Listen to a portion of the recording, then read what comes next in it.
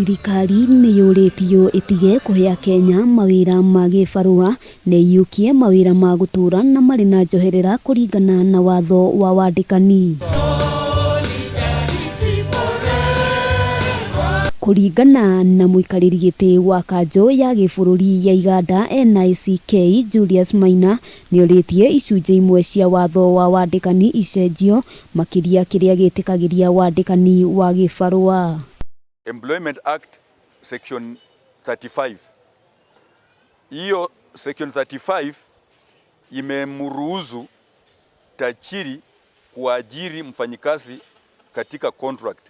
Ndio sababu nilikuwa nasema yafaa kama unions tuongee na wabunge wetu, ikiwa inawezekana waweze kureview our labor laws so that sheria kama hiyo iondolewe. Sheria ziko na hizi sheria, wale watu ambayo wangefanya hizo sheria zifanye kazi ni wale watu ambayo ni matajiri.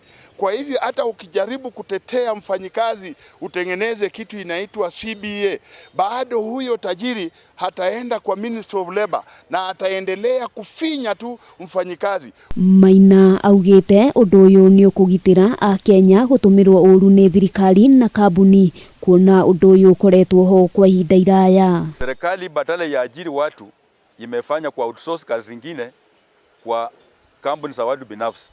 Sasa hiyo kwa njia moja ni ya kwamba sheria zetu tena ni lazima siangaliwe na sipikwe msasa. Tongero ta kuria tura represent workers thini wa Iganda ni mamagiririe ko join the union.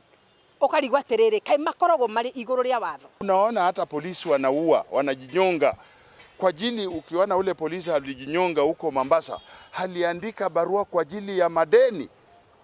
Anajiua kwa ajili mshahara yake tena ya polisi imekatwa. Sasa kama mshahara imekatwa na una madeni, inabidi familia yako itakufa njaa.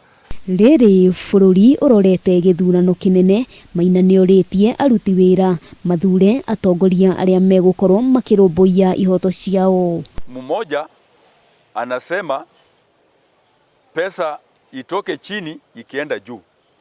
Mwingine anasema atapeana shilingi 6,000 kwa kila mtu mwenye ana kazi.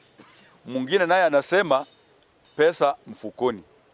Lakini hawachapeana chinzi hizo pesa zitakapopeanwa, na achatuambia mahali hizo pesa zitatoka zikipeanwa kwa hao watu. Tusikubali mtajiri kutuletea kiongozi.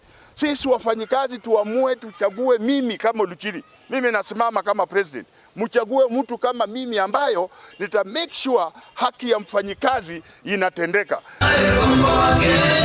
Handũ-inĩ ha Kameme TV, rĩtwa rĩakwa nĩ Wambui wa Njũgũna.